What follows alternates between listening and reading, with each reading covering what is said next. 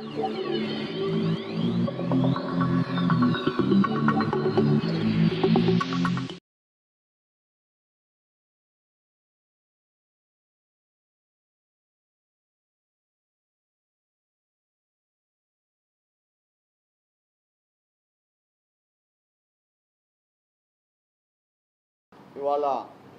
Notification వచ్చేసి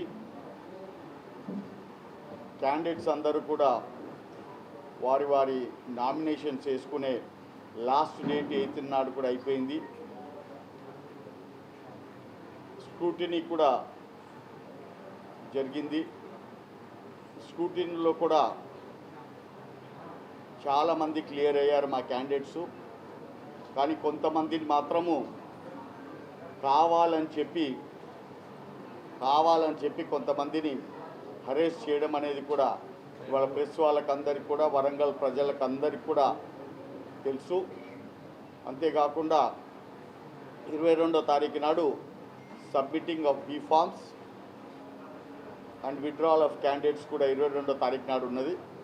ఈ ప్రక్రియని ఎలక్షన్ కమిషన్ ఏదైతే అన్ని డేట్ వైజ్గా ఇచ్చిందో దాని క్రమశిక్షణగా భారతీయ జనతా పార్టీ నాయకులు కానీ మా కార్యకర్తలు కానీ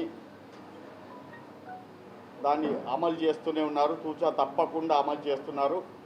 ఎక్కడ కూడా మేము లైన్ తప్పకుండా, ఎక్కడ కూడా ద్రోహం చేయకుండా, ఎక్కడ కూడా రివెంజ్ తీసుకోకుండా, ఎక్కడ కూడా అటాకులు చేయకుండా, ఏది కూడా చేయకుండా ఒక న్యాయబద్ధమైన క్రమశిక్షణ కలిగే ఎలక్షన్స్ జరపాలని చెప్పి మేము కోరుకుంటున్నాం. అదేవిధంగా మేము కూడా అదే విధంగా వ్యవహరిస్తామని చెప్పి కూడా తెలియజేస్తున్నాం. మేము ఖాళీ మా అభివృద్ధి అంటే కేంద్రం నుంచి చేసే అభివృద్ధిని మాత్రం ప్రజలోకి తీసుకెళ్తున్నాం. అదేవిధంగా వరంగల్కు మీ ఇంతకుముందు చెప్పిన స్పెషల్ ప్రయారిటీ కింద దీన్ని స్మార్ట్ సిటీగా డిక్లేర్ చేయడం జరిగింది. స్మార్ట్ సిటీ 169 కోట్లు 196 క్రోర్స్ సెంటర్ రిలీజ్ చేసి అమౌంట్ను రాష్ట్రానికి పంపిస్తే, రాష్ట్రం ట్రెజరీకి పంపిస్తే దాంట్లో నుంచి 40 కోట్లు మాత్రమే ఖర్చు పెట్టడం జరిగింది. 40 కోట్లు ఖర్చు పెట్టి మేము గొడవ చేసిన తర్వాత, రావు పద్మ గారు అసలు ధర్నాలు చేసిన తర్వాత, బండి సంజయ్ గారు అటువంటి వాళ్ళు క్వశ్చనింగ్ చేసిన తర్వాత, కిషన్ రెడ్డి గారు ఏదైతే ఢిల్లీలో అడిగిన తర్వాత ఈ ఎలక్షన్స్ వస్తున్నాయని చెప్పి వాళ్ళు తత్తిమ డబ్బులు ఏవైతున్నాయో 156 క్రోర్స్ వాళ్ళు పెట్టడం జరిగింది.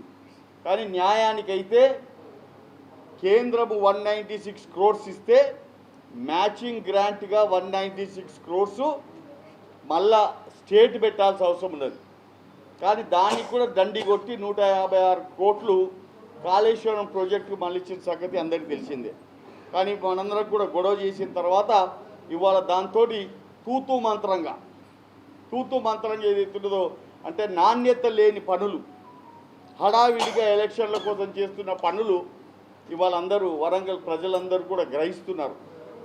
ఏ విధంగా ఖాళీ రేలింగులు తీసి గోడలు కడుతున్నారు, గోడలు తీసి రేలింగ్ కడుతున్నారు, గడ్డి ఉన్న కాడ పీకేస్తున్నారు, గడ్డి లేని దగ్గర గడ్డి పెడుతున్నారు. అదేవిధంగా రౌండ్ అబౌట్స్ అన్నిటిని కూడా అప్పటికప్పుడు తయారు చేసి వీటి మీద బొమ్మలు పెడుతున్నారు. అలా వాళ్ళు చేస్తున్న సంగతి కూడా వాళ్ళు చూస్తలేరు. అంబేద్కర్ గారు స్టాచ్యూ పెట్టిర్రు. అంబేద్కర్ గారు స్టాచ్యూ పెట్టి దాని ఎదురుగా కాన్స్టిట్యూషన్ పెట్టిర్రు. కాన్స్టిట్యూషన్ పెట్టి ఆ కాన్స్టిట్యూషన్కి ఎదురుగా తోపు పెట్టిర్రు, ఒక తోపు పెట్టిర్రు. అంటే ఆ తోపుతోటి ఈ కాన్స్టిట్యూషన్ పేల్స్తున్నామని చెప్పడమా, దేనికి అది నిదర్శనం అని చెప్పి నేను అడుగుతున్నా.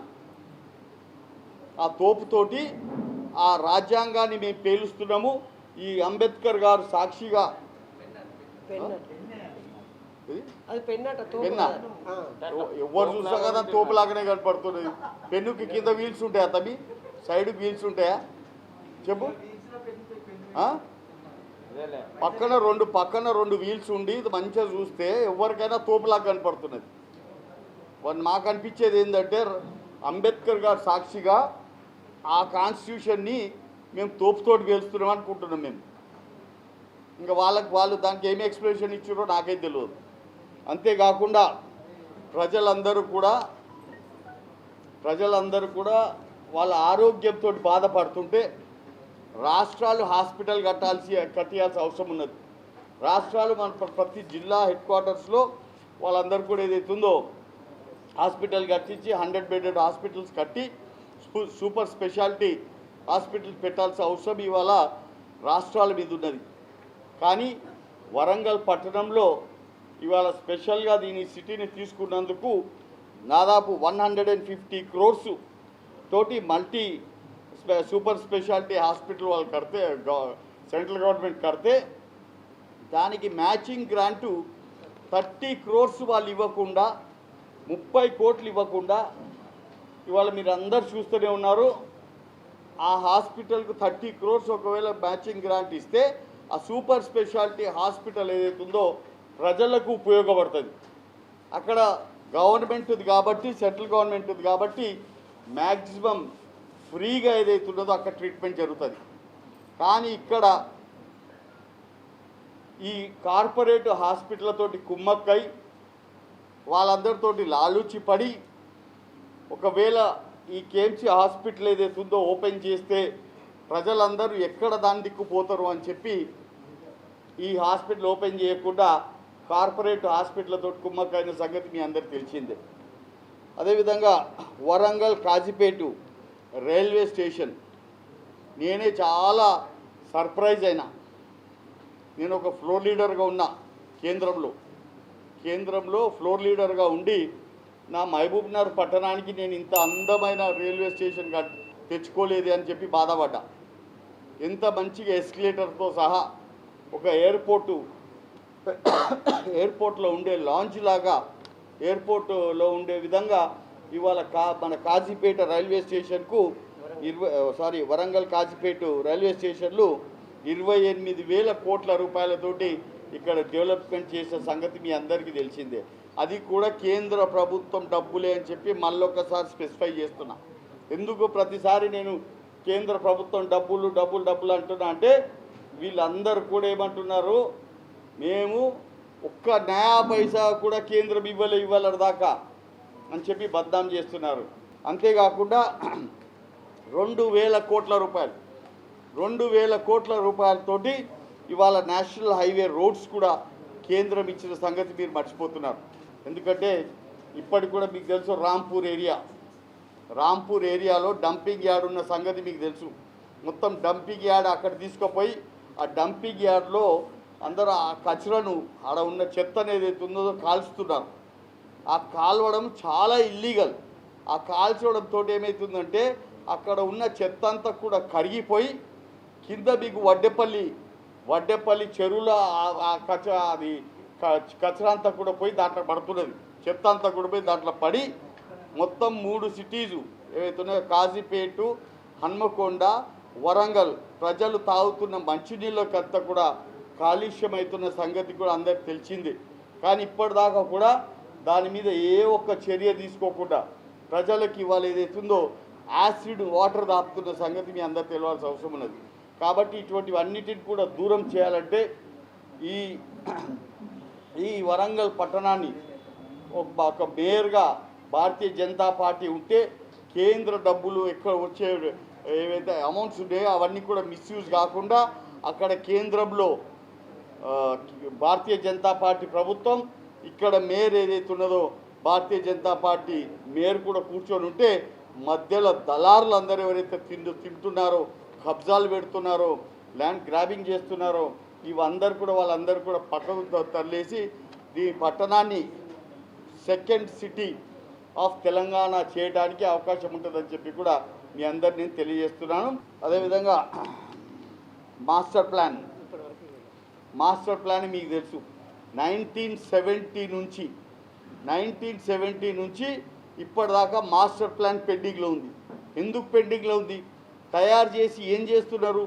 దాంట్లో మిర్చి వేస్తున్నారా, మసాలా వేస్తున్నారా, కోడి కూర వేస్తున్నారా, చేపల కూర వేస్తున్నారా? ఎందుకు ఆ మాస్టర్ ప్లాన్ పోయి కేసీఆర్ ఫామ్ హౌస్లో వండుకుందని చెప్పి నేను అడుగుతున్నా. ఎందుకంటే దాంట్లో ఇష్టమున్న వాళ్ళు వాళ్ళ రింగ్ రోడ్ ఇది మాస్టర్ ప్లాన్లో వాళ్ళకున్న అధికారులకున్న అధికారంలో ఉన్న ఎమ్మెల్యేలు వాళ్ళందరూ కూడా మంత్రులు వాళ్ళందరూ కూడా వాళ్ళ ల్యాండ్స్కు కొని అక్కడ కొని వాళ్ళ ల్యాండ్స్కు రేటు రావాలి, రేటు హై కావాలి అనే విధంగా వాళ్ళు దీన్ని తిప్పి 10 సార్లు 150 సార్లు దానికి తిప్పే విధంగా చేస్తున్నారు. భారతీయ జనతా పార్టీ ఇవాళ 17 రాష్ట్రాలలో ముఖ్యమంత్రులు ఉన్నారు. 17 రాష్ట్ర ముఖ్యమంత్రులు ఎప్పుడు చూసినా ఎక్కడ చూసినా డెవలప్మెంట్ తప్ప వేరే మాట్లాడట్లేదు. ఏ ఒక్క స్టేట్లో కూడా కరప్షన్ లేదు, ఏ ఒక్క స్టేట్లో కూడా స్కాములు లేవు, ఏ ఒక్క దగ్గర కూడా అది రిలీజియన్ గొడవలు లేవు, హిందూ ముస్లిం మత కల్లోలాలు లేవు. ఎక్కడ కూడా అంత ప్రశాంతంగా ఇవాళ 17 రాష్ట్రాలలో పాలిస్తున్న భారతీయ జనతా పార్టీ అదేవిధంగా ఇవాళ మన ఇక్కడ మీరు మేయర్గా గెలిపించుకుంటే మీ డ్రైనేజ్లన్నిటిని కూడా బాగా చేపిస్తాం. అదేవిధంగా మీకు అందరికి కూడా ఏదైతుందో ఈ డంపింగ్ యార్డ్ బాగా చేసే విధంగా చేస్తాం. మంచి రోడ్లు వేయిస్తాం. మంచి అంటే కార్పొరేషన్కు తగ్గించే విధంగా స్మార్ట్ సిటీకి ఉన్న అన్ని అంశాలను పూర్తి చేస్తామని చెప్పి తెలియజేస్తూ ఓరుగల్ పట్టణం కాకతీయులు పరిపాలించిన రాజ్యం. ఎన్నో మంచి అక్కడ ఎయిర్పోర్ట్ వస్తున్నది. నన్ను ఎప్పుడైతే ఇన్ఛార్జ్ చేసిర్రో నేను అనుకున్నా అన్న ఫ్లైట్లో పోదాం అనుకున్నా వీడికి వరంగల్, కానీ ఇప్పటిదాకా దాన్ని ప్లేసే లేదంట, రన్వేనే లేదంట. ఆ టోటల్ మహారాజులు కాకతీయులు పరిపాలించిన రాజ్యంలో ఇవాళ టోటల్ మాఫియా రాజ్యంగా మారిన సంగతి మీ అందరికీ తెలుసు. అది కూడా ఇక్కడ కార్పొరేషన్ మాకు గెలిపిస్తే, మాకు అధికారం ఇస్తే మాఫియా ఫ్రీ వరంగల్ చేస్తామని చెప్పి కూడా మీ అందరు తెలియజేస్తున్నాం. గారుతో పాటు నేను కూడా ఆడికి పోవడం జరిగింది. వెళ్ళిన తర్వాత అక్కడ వాళ్ళు చూపించారు. ఎందుకంటే కేటీఆర్ వాళ్ళందరూ కూడా ఇక్కడ వచ్చిన కోచ్ ఫ్యాక్టరీను కేసీఆర్ వీళ్ళందరూ కూడా తరలించి హైదరాబాద్కి తీసుకుపోయారు. మేధా అనే పెద్ద సంస్థకు కోచ్ ఫ్యాక్టరీలన్నీ కూడా ఆడ అప్పచెప్పారు. అయినా కానీ మీ రాష్ట్రానికి మేము ఒక ఓవరాలింగ్ సెంటర్ ఇస్తాము. దాంతో ఓవరాలింగ్ సెంటర్ తోటి ఏమైందంటే ఎక్కడ ఉన్న వ్యాగన్స్ అన్నీ కూడా ఇక్కడికి వస్తాయి. దాదాపు 5,000 మందికి జాబ్స్ వస్తాయి అని చెప్పి దాన్ని మీరు ఇమీడియట్గా ల్యాండ్ ఇవ్వాలని చెప్పి ఆనాడు చెప్పిన మాట కరెక్టా కాదా తెలుసుకోండి. వాళ్ళు లెటర్ కూడా ఇచ్చిన సంగతి కరెక్టా కాదా తెలుసుకోండి. దానికి ఇవాళ హడావిడిగా మున్సిపల్ ఎలక్షన్స్ వస్తున్నందుకు 150 ఎకరాలు మొన్ననే వాళ్ళు దేవాదాయ శాఖ భూమిని వాళ్ళంతా కూడా చేశారు. దాంట్లో కూడా అంతా లిటిగేషన్ ప్రాబ్లమ్స్ అవన్నీ కూడా ఉన్న సంగతి మీ అందరికీ తెలిసింది. కాబట్టి అది ఆ ఒక కోచ్ ఫ్యాక్టరీ హైదరాబాద్కు మేధా కంపెనీ కోసం తీసుకుపోకపోయితే ఇక్కడ ఆల్రెడీ కోచ్ ఫ్యాక్టరీ వచ్చేది. కోవిడ్ని అరికట్టడంలో రాష్ట్ర ప్రభుత్వం సంపూర్ణంగా వైఫల్యం చెందింది. అధికారం నిలబెట్టుకోవడం, ఎన్నికలలో గెలవడం, ఆదాయాన్ని ఆర్జించడం తప్పితే ఈ ప్రభుత్వానికి ప్రజల ప్రాణాల పట్ల ఎలాంటి శ్రద్ధ లేదు.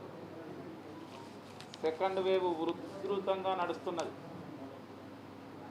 హాస్పిటల్స్లో జాగా లేని పరిస్థితి ఏర్పడుతున్నది.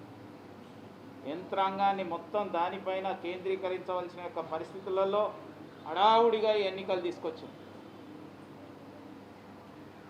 ఎందుకనంటే నాగార్జున సాగర్ ఎన్నికల్లో ఎలాంటి ఫలితం వస్తుందో అని చెప్పి భయం. కోట్లాది రూపాయల డబ్బు మద్యం కుమ్మరిచ్చినప్పటికీ, అధికారాన్ని దుర్వినియోగం చేసినప్పటికీ ప్రజలు ఎట్లా వ్యవహరిస్తారో అనే ఒక భయం. రెండో వైపు దేశంలో జరుగుతున్న 5 రాష్ట్రాల ఎన్నికలు రిజల్ట్స్ మే 2వ తేదీన రాబోతున్నాయి. కాబట్టి దాంట్లో భారతీయ జనతా పార్టీకి మంచి ఫలితాలు వస్తే దాని ప్రభావం ఇక్కడెక్కడ పడుతుందో అనే యొక్క ఉద్దేశం. ఈ రెండింటితో హడావుడిగా 30వ తేదీ లోపలనే ఈ ఎన్నికలు నిర్వహిస్తుంది.